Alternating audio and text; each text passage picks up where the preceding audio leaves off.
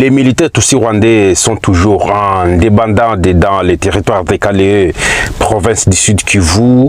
Voici les villages récupérés par les forces armées de la République démocratique du Congo et Wazalendo ce 13 avril 2026. Tchabombo, Nyawarongo, Nyamugari et Mwamidjui repasse sous contrôle des forces armées de la République démocratique du Congo et Wazalendo. Après des violents affrontements ayant opposé des rebelles du M23 aux combattants Wazalendo dans les territoires décalés, plusieurs localités du groupement des Ziralo ont été récupérées par les Wazalendo, comme je vous avais dit.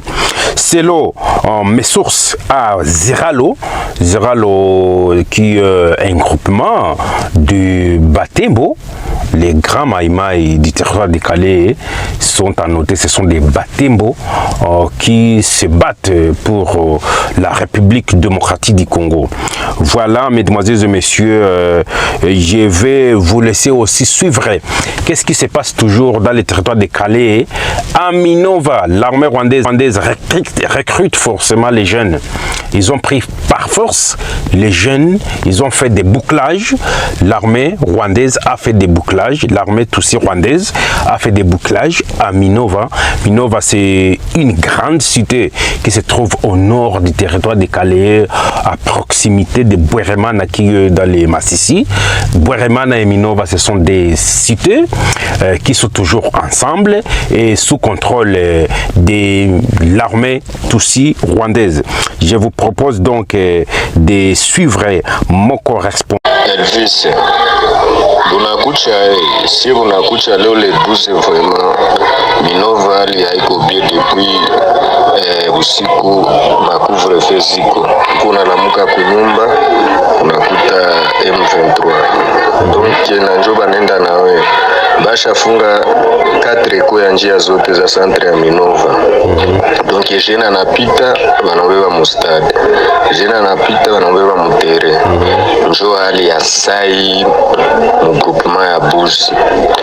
Donc sai stade na batu gari ziko pale juu ya kuchangamkia bajeni. Selon information tunasikia kwa balipigwa, effectif inakuwa kidogo. Njo information ya sai Minova.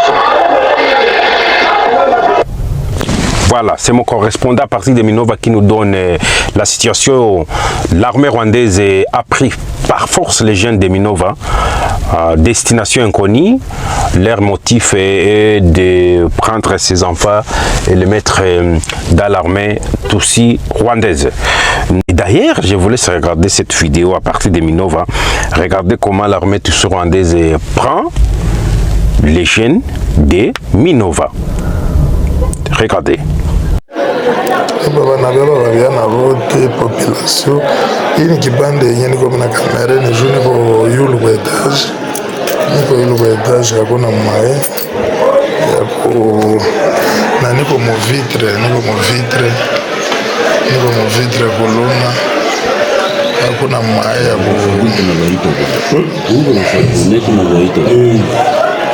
bamingi baba balishaenda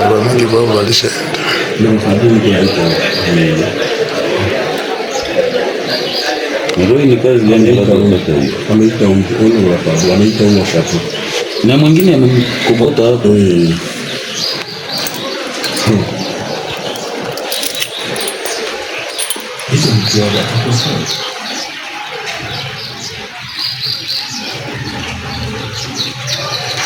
Bamingi sana kuliko walikuwa walishapita, bamingi kuliko walishapita, ndio maana bana biko na babeba tujuka wanabeba mustadi au wanabeba wapi ndio vile bamingi kwa babeli mekamera walishapita, banaelekea mustadi deja walikuwa naingia mustadi pale parking, banaingia pale mparking ya mabisi.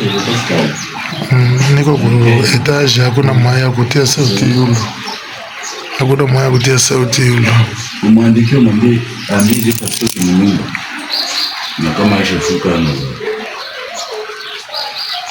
Il y a eu réunion le 11 avril 2026 à Goma pour voir comment ils peuvent attaquer Beni et ouvrir la ligne vers Kisangani. Mon correspondant à Goma, suivez.